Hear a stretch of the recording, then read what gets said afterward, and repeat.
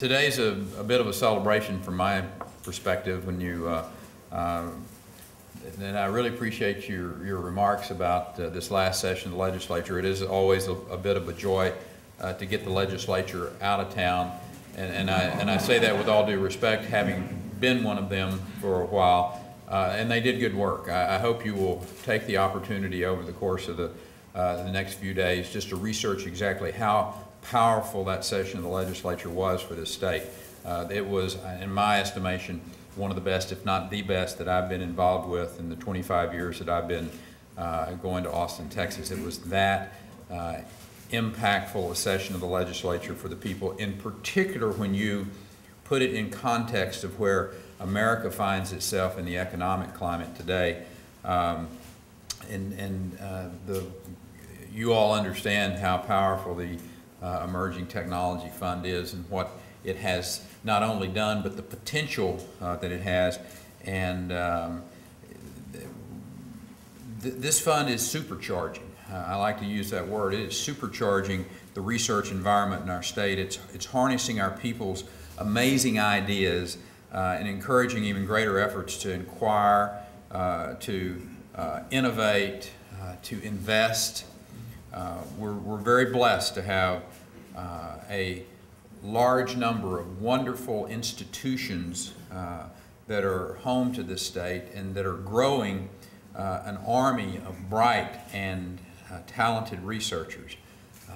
Mark, you know, back in the old days, and I say that with all due respect, sir, but we served together in the legislature. The research that they did back in the old days often ended up stuck on a shelf somewhere, collecting dust rather than getting to the marketplace and impacting people's lives. Too often, too many good ideas were shelved when grants ran out of money or a new project started and they were just set aside. There was no clear path to the marketplace where they could impact people's lives and create jobs and wealth. The Emerging Technology Fund is our solution to that problem. I suspect the ETF is not what most people really visualize when they think about government intervention and government work, which all too often, and particularly at the federal level and in a lot of other states, government stifles motivation and discourages innovation. All too often it has a non-competitive approach. This fund is different. This fund is different because it's not about giveaways. Instead, it offers incentives and investment that spur innovation. You know, we like big things in Texas. We like big ideas. We love bright ideas. We love building those ideas into ventures that can not only turn a profit, but also benefit the state. I'm reminded of Cardio Spectra, a startup company that you mentioned in your remarks that had that 46% return on investment when it was ultimately purchased by a competitor. And that is very important. It does not get lost on me, a very pro-business governor, the financial impact, but that's not the only benefit. You know, consider what doctors will be able to do for their patients with the new devices that are created by companies like Non-Invasics or SEMMT.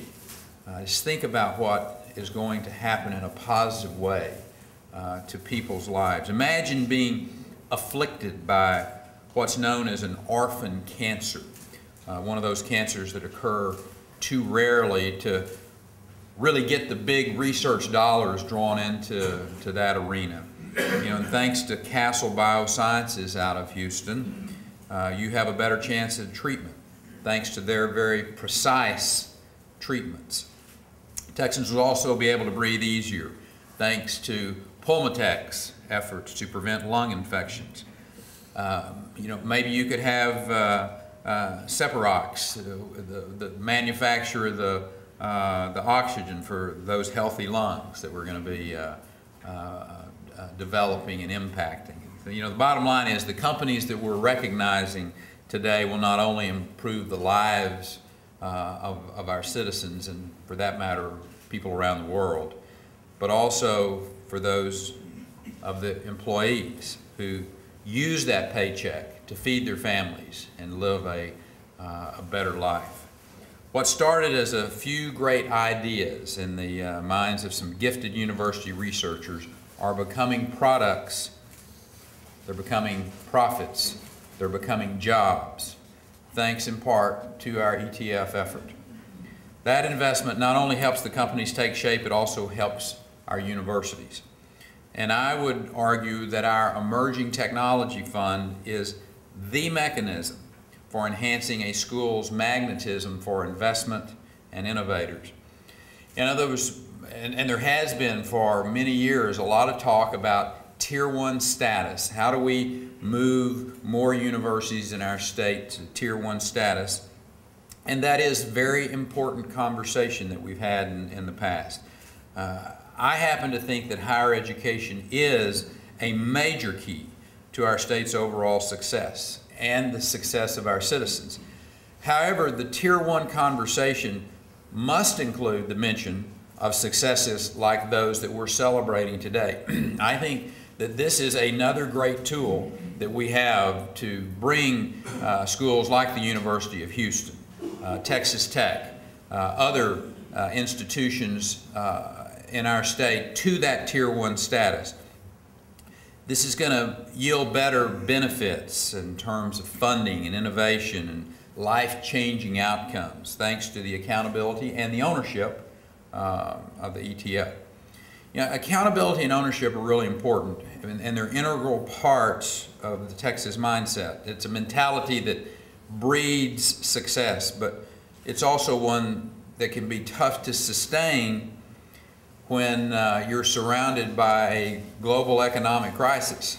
Despite the global concerns that are striking fear into the hearts of investors and business owners and families, Texas is actually doing comparatively well because we made the conscious decision to hold down spending. We cut taxes. One of the, I think, great stories of this legislative session is that during a recession, a major national recession, the state of Texas cut taxes for 40,000 additional small businesses. That is a powerful message. We left that $9 billion in our rainy day fund untouched. We were able to create a new funding source for Tier 1 institutions. I mean, this was an incredibly powerful session of the legislature. We increased by 40% the financial aid for universities and community colleges during that session of the legislature.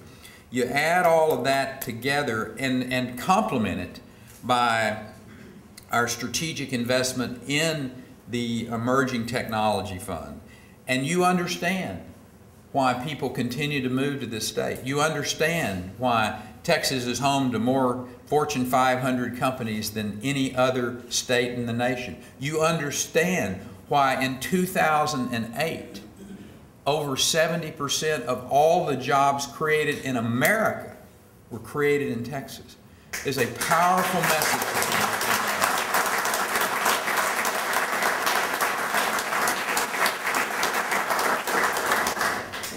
The message that came out of the legislature this time was, even in these tough economic times, that we need to continue to invest wisely in the opportunities that will strengthen our state and create jobs for Texans.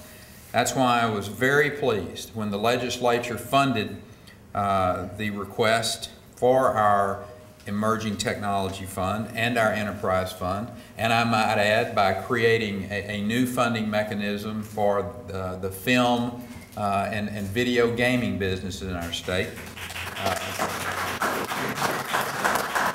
No longer when I see Bobby Jindal or Governor Bill Richardson will they kind of go, we're getting your movies over here in our states. We're going to become the epicenter, I will suggest to you, for a new wave of economic investment in our state on the film side and on the gaming side, the video gaming side, which is huge in its impact. So, and look, the ETF and the Emerging Technology Fund, I know Mark Ellison is sitting here in the audience with us. He's been intimately involved in these since their creation, and he knows that these are time-tested tools that enhance our competitive advantage.